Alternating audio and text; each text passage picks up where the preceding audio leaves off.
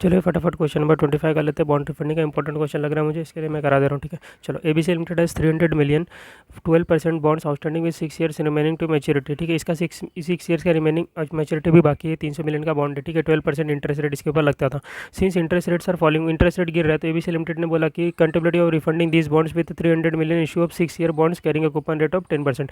तो वो लोग क्या बोल रहे हैं, नया बॉन्ड इशू कर देते हैं ना 300 मिलियन का, और ये वाला रिटर्न कर लेते हैं। तो ये लोग रिटर्न करना चाह रहे हैं, कॉलेबल बॉन्ड होगा, तो इसके लिए लोग इसको रिटर्न कर ले रहे हैं और उसकी जगह पे नया बॉन्ड इशू कर रहे हैं 10% का, क्योंकि देखो रेट ऑफ इंटरेस्ट पहले 12% लगता था, 10% लग रहा है। ठीक है, अब क्या बोला, issue cost of the new bond will be 6 million and the call premium is 4%।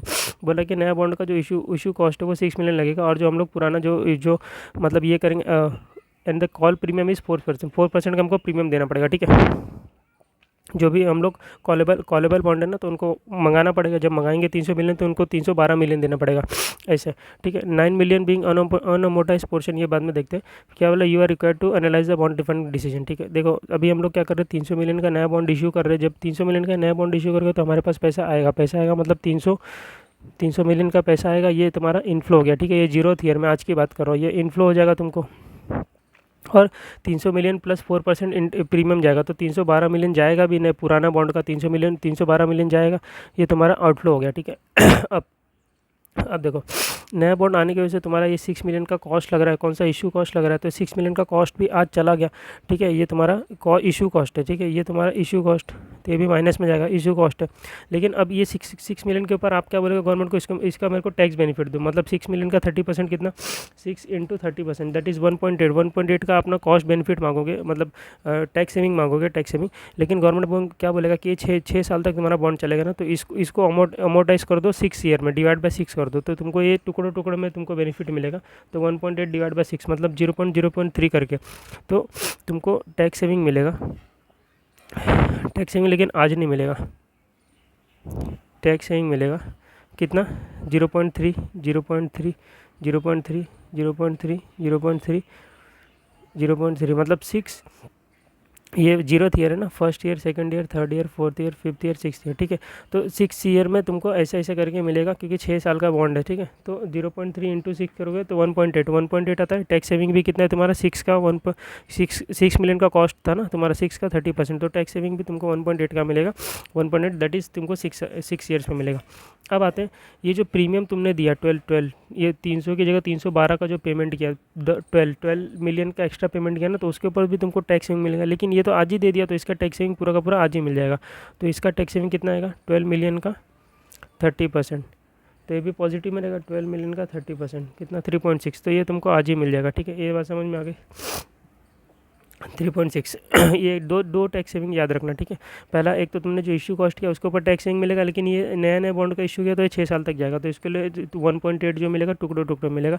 और ये जो 300 की जगह 312 जो रिफंड किया, तो 312 मिलियन दिया, 12 मिलियन प्रीमियम दिया, तो उसका भी टैक्स बेनिफिट मिलेगा, लेकिन वो आज ही मिल जाएगा। क्यों पे टैक्स बेनिफिट मिलता है, तुम्हारा कॉस्ट है, पीएनएल में जाएगा, तो माइनस हो जाएगा मतलब अपना टैक्स माइनस हो जाएगा। तो टैक्स सेविंग 12 का 30% 3.6 मिलेगा। अभी देखो यहाँ पे 9 million being unamortized portion of issue cost of old bonds can be written off no sooner old bonds are called off। मतलब इसमें क्या बोल रहा है तुम्हारे, जैसे देखो अभी ये जो नया बॉन्ड इशू किया 6 ईयर का, तुम्हारा 6 मिलियन का इशू कॉस्ट लगा ना, तो वैसे ही इस 6 मिलियन का जो कॉस्ट है वो तुम्हारा, उसका टैक्स बेनिफिट तुमको आगे के 6 साल में मिला। तो ये लोग क्या बोल रहे हैं कि जो पुराना बॉन्ड था उसका 9 मिलियन का अनअमोर्टाइज पोर्शन ऑफ इश्यू कॉस्ट अभी बचा हुआ है ओल्ड बॉन्ड का। मतलब ओल्ड बॉन्ड का भी समझ लो 10, 15, 20 लाख, 20 मिलियन जितना भी तुम्हारा खर्चा हुआ रहेगा, तो उसका भी टैक्स बेनिफिट तुमने क्या किया होगा, डिवाइड कर दिया होगा बाकी के जितने भी साल का था। उसमें से बोल रहा है 9 मिलियन का इशू कॉस्ट ना, उसका अभी टैक्स बेनिफिट लेना बाकी है, क्योंकि 6 साल भी बचा हुआ है ना, जो तुमने बांट दिया होगा उसको बाकी के सालों में, तो 6 साल का उसका भी टैक्स बेनिफिट लेना बाकी है। ये 9 मिलियन का, तो अब तो वो बॉन्ड चला गया, तो उसका पूरा का पूरा टैक्स बेनिफिट आज ही मिल जाएगा। तो ये 9 मिलियन का जो अनअमोर्टाइज पोर्शन था उस इशू कॉस्ट, उसका old bonds can be written off no sooner the old bonds are called off. तो देखो मैं तुमको बता रहा हूँ क्या बोल रहा है कि 9 मिलियन का तुम्हारा इशू कॉस्ट जो था, समझ लो जो स्टार्ट में जब ये बॉन्ड इशू किया होगा ना, तब 10-20 साल का जो भी होगा बॉन्ड, उसमें समझ लो 25 मिलियन का तुम्हारा कॉस्ट हुआ रहेगा, 25 मिलियन का इशू कॉस्ट हुआ रहेगा, उसका तुमने समझ लो 30% के हिसाब से जो भी टैक्स अमाउंट आता था उसको डिवाइड कर दिया होगा 25 साल में, ठीक है। लेकिन अब बता रहे हैं कि उसमें से 9 मिलियन का अभी तुम्हारा बाकी है, उसका तुमने अभी टैक्स बेनिफिट नहीं लिया, तो 9 मिलियन का 30% कितना होता है बताओ। 9 मिलियन का 30% 2.7 होता है ना। तो इस 2.7 का जो है वो 6 ईयर में मिलने वाला था तुमको, 6 ईयर में मिलने वाला था टैक्स बेनिफिट 6 ईयर में मिलने वाला था। लेकिन अब क्या होगा, अब आज ही ये पूरा 2.7 का टैक्स बेनिफिट मिल जाएगा। क्यों, ऐसा क्यों होगा? क्योंकि ऐसा इसलिए होगा क्योंकि आज ही ये बॉन्ड पूरा का पूरा चला गया अब, ठीक है। तो अगर ये 6 साल में मिलता तो कितना मिलता था, 2.7 डिवाइड बाय 6 कितना, 0.45।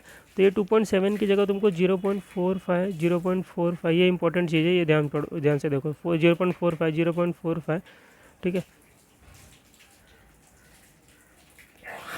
0.45 ठीक है, ऐसे करके मिलता था, ठीक है। तो 1 2 3 4 5 6 साल में मिलता, तो इसको प्रेजेंट वैल्यू पे लेके आओ। अगर ऐसे करके मिलता था तो कितना मिलता था वो बताओ आप मुझे। अब इस जितने भी 0.45 इसको पुल करेंगे, ये first second third fourth fifth six, ये 6 साल में मिलता था ना, तो इसको पुल करके प्रेजेंट डे पे लेके आओ कि चेक करो कि कितना मिलता था। अगर 0.45 के हिसाब से लेके आते थे करते मिलता था तो रेट क्या लेंगे, देखो अभी नया बॉन्ड जो इशू किया उसका रेट लेंगे तो 10% रेट है, ठीक है। लेकिन 10% नहीं लेंगे, क्यों 10% माइनस 30% लेंगे, क्योंकि टैक्स का सारा एडजस्टमेंट हम लोग यहाँ पे कर दे रहे हैं ना। तो इसके लिए आफ्टर टैक्स कॉस्ट हम लोग जो रेट ऑफ इंटरेस्ट है वो लेते हैं, ठीक है। तो 10% माइनस 30% तुम्हारा रेट ऑफ इंटरेस्ट 7% है, ठीक है। 7% के हिसाब से सबको पुल करो, ठीक है।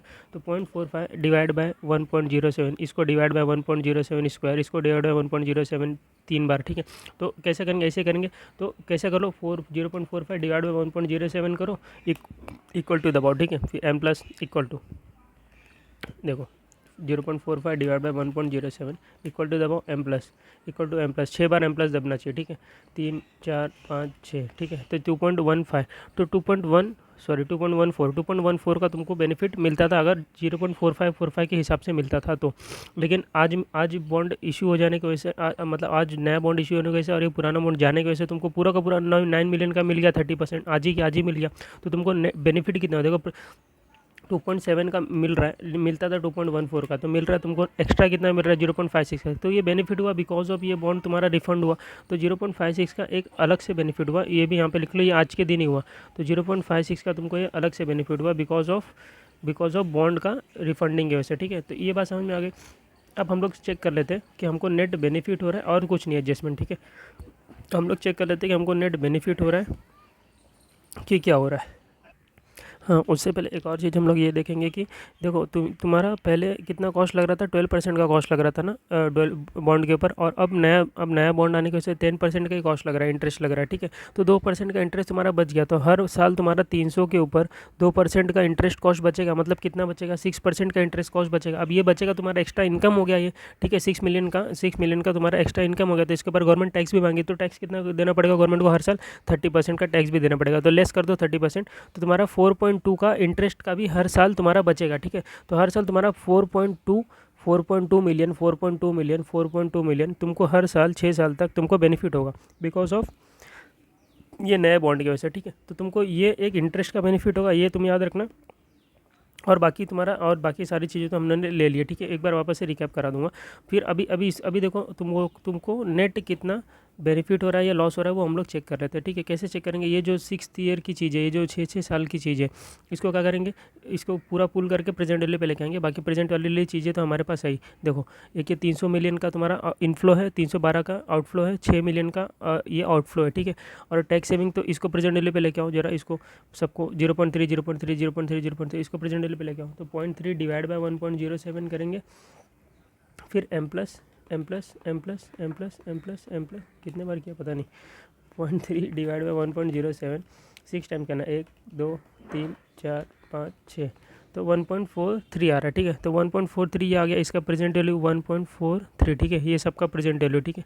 तो ये मैंने यहाँ पे लिख दिया, 1.3 का टैक्स सेविंग हुआ तुम्हारा ऑन 6 मिलियन का जो कॉस्ट है, इशू कॉस्ट है, ठीक है। और ये 4.2 को भी प्रेजेंट वैल्यू पे लेके आओ, 4.2 को भी, तो 4.2 डिवाइड बाई 1.07, 1 2 3 4 5 6, तो ये 20 आ गया, ठीक है। तो इंटरेस्ट इसको मैं यहाँ पे लिख लेता हूँ, तो ये 20 आ गया, ठीक है। ये सबको मैं 0th ईयर पे लेके आ रहा हूँ, तो 20 आ गया तुम्हारा ये और कुछ बचा? और कुछ नहीं बचा। 12 का भी 12 मिलियन जो प्रीमियम दिया उसका टैक्स तो आज ही देना पड़ेगा, तो 3.6 ये हो गया, ठीक है।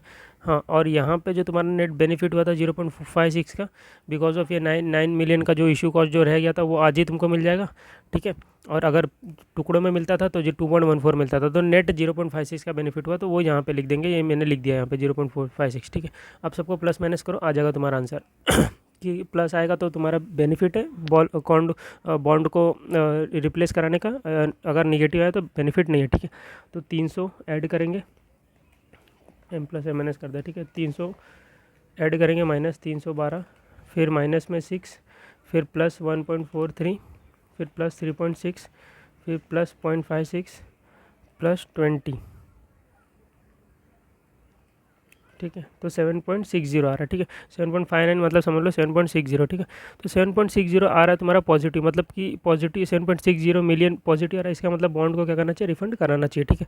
अब वापस एक बार रिकैप करा लेते हैं 1 मिनट में। सबसे पहले 300 मिलियन का तुम्हारा बॉन्ड जाएगा, तुम्हारा जो जब ये बॉन्ड जाएगा तुम्हारा, ठीक है, तो तुम्हारा 300 मिलियन का आउटफ्लो होगा, लेकिन 4% प्रीमियम भी लगा तो 312 का आउटफ्लो होगा, ठीक है। नया बॉन्ड आएगा 300 मिलियन का, ये आ गया, ठीक है। इसी कॉस्ट लगा उसके ऊपर 6 मिलियन का लगा दिया, ठीक है। इसके ऊपर कॉस्ट सेविंग, इसके 6 मिलियन के ऊपर तुमको क्या मिलेगा? टैक्स सेविंग मिलेगा, तो 6 मिलियन का 30% टैक्स सेविंग मिलेगा 1.8, ठीक है। लेकिन ये 1.8 टुकड़ों टुकड़ों मिलेगा, तो 0.3 बांट दिया, ठीक है। इसको प्रेजेंट वैल्यू पे लेके आया तो 1.43 आ गया, ठीक है। अब 12 मिलियन का जो तुमने प्रीमियम दिया उसके ऊपर भी टैक्स सेविंग उस पर टैक्स सेविंग मिलेगा 3.6 का, ठीक है। आज ही मिलेगा क्योंकि वो पुराना बॉन्ड चला गया, ठीक है। अब जो पहले 10% इंटरेस्ट लगता 12% लगता था, अब 10%, मतलब 2% का बेनिफिट। अब 2% का जो बेनिफिट है तो उसको क्या करो, कितना आएगा 2% का बेनिफिट? 6 मिलियन, लेकिन इसके ऊपर टैक्स ले लेगी गवर्नमेंट, तो बचेगा 4.2, तो 4.2 हर साल बचेगा इंटरेस्ट, तो ये सब 4.2 ले लिया, उसका प्रेजेंट वैल्यू लेके आया 20 मिलियन आ गया, ठीक है। अब ये एक लास्ट पॉइंट जो बताया 9 मिलियन का जो तुम्हारा इशू कॉस्ट बचा हुआ था उसके ऊपर टैक्स सेविंग आज ही मिल जाएगा क्योंकि पुराना बॉन्ड चला गया। इसको कंपेयर कर लो कि 6 साल तक अगर ये मिलता था तो कितना मिलता था, तो 6 साल तक मिलता था 2.7 डिवाइड बाई 6 कर दो तो 0.4545 करके मिलता था। उसको प्रेजेंट वैल्यू पे लेके आया, मैंने चेक किया तो 2.14 मिलता था अगर 6 साल में मिलता था, तो एक्स्ट्रा कितना मिल रहा है? 0.56। तो बिकॉज ऑफ बॉन्ड को रिफंड कराने की वजह से 0.456 एक्स्ट्रा मिल रहा है। तो तुमको अब ये सब जितने भी टिक वाले फिगर इसको प्लस माइनस कर दो, तुम्हारा आ जाएगा 7.60 is positive million, 7.60 million positive. तो तुमको क्या करना चाहिए? बॉन्ड को रिफंड कराना चाहिए, ठीक है।